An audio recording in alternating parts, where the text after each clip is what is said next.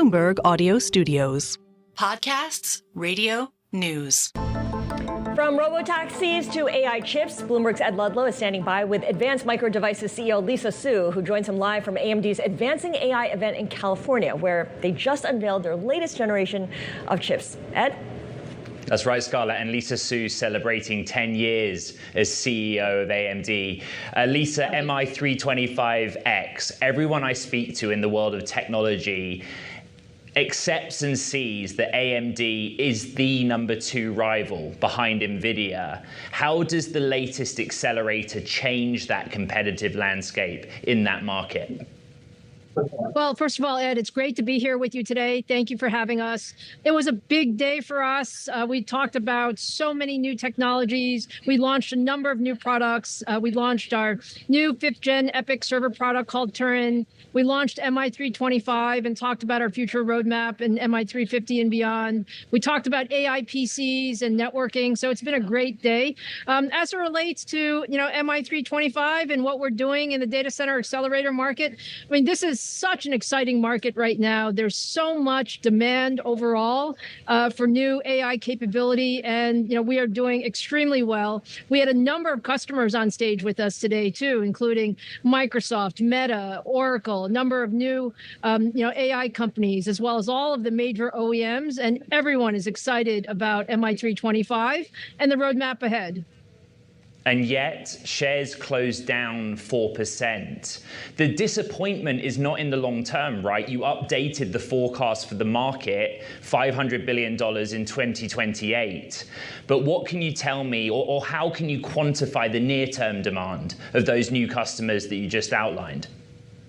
Well, the best thing to say, Ed, is this is an incredibly fast-growing market. I mean, if you think about, what we've done just over the last 12 months or so, we've seen MI300 demand increase from when we started the year to, in our most recent earnings, we actually said we would be over $4.5 billion in this important AI accelerator market. We view this as a multi-year opportunity for us. And what's really important, what our customers say is, we've shown that we have excellent hardware, but even more importantly, we've made tremendous progress in the overall software roadmap.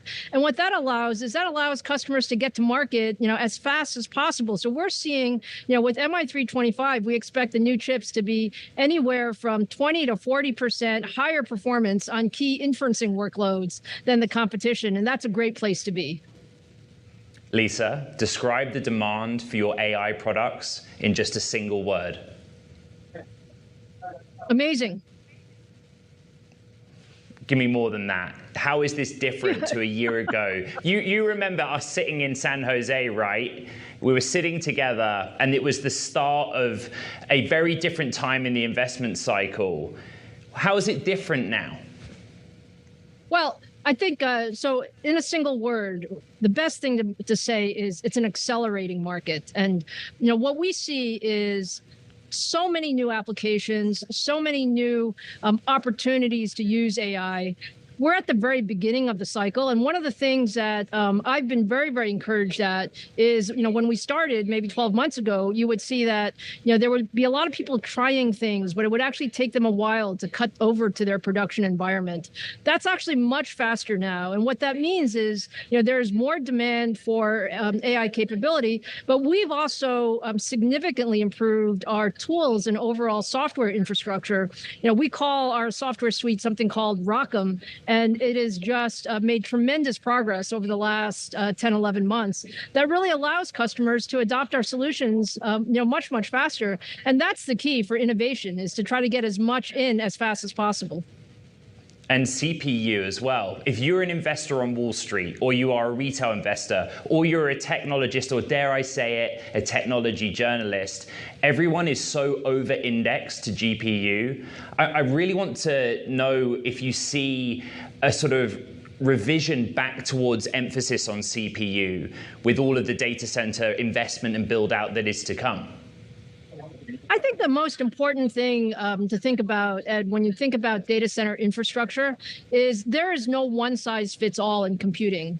You need great CPUs, you need great GPUs, you need to be able to bring those together in systems. You need to have all these different types of computes. You need to have, frankly, AI PCs is another category that we find to be a very interesting and exciting category. So when you put all those things together, first of all, we're super excited about our new generation of EPYC servers. This is our 5th generation we call Turin.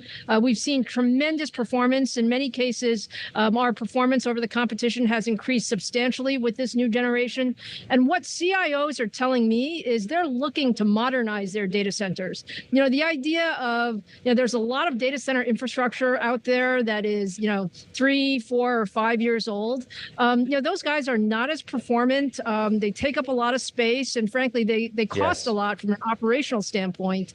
And so we're able to substantially modernize the data center by adopting our new generation of EPYC CPUs. We're seeing anywhere from a 7-to-1 ratio. You can replace 7 legacy servers with a single new Turin 5th generation EPYC server. And that just results in tremendous payback for enterprises.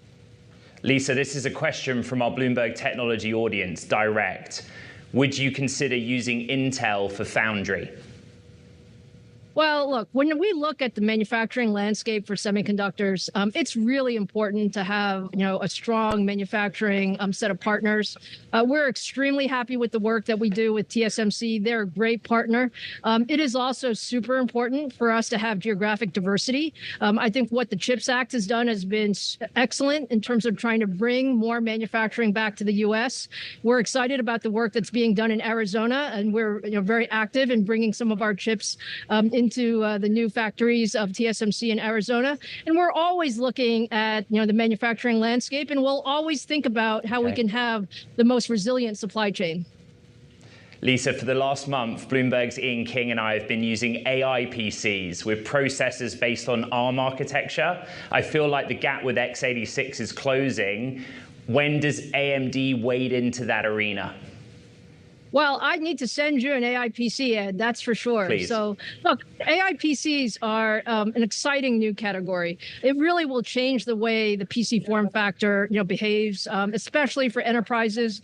When you think about, all of the business productivity, all the collaboration we do, all the security that you need, AI PCs really fits that. We just announced that we'll have Copilot Plus enterprise PCs with our new Strix, Ryzen AI capability. We had Microsoft on stage to talk about some of the new experiences there. Yes. You'll see plenty of AI PCs from AMD this year, and that even increases as we go into 2025. So over 100 plus enterprise platforms with best-in-class AI capability.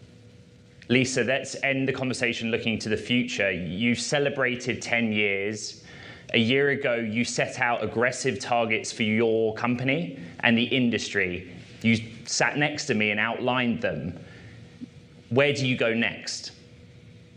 Well, I would say, first of all, this is an incredibly exciting time to be in the industry. When I think about what we have in front of us, the promise of AI, the fact that high performance computing is, at the center of everything in the world, and we're able to really use the technology for good. Okay. That's super exciting for me. And then we have this humongous opportunity when you think about AI overall, and AMD is the only one in the industry that can really bring together all of these end-to-end AI pieces. So it's a super exciting time, and I'm really looking forward. I'd like to say we're just getting started. AMD CEO Lisa Su, thank you for your time. Scarlett, Vonnie.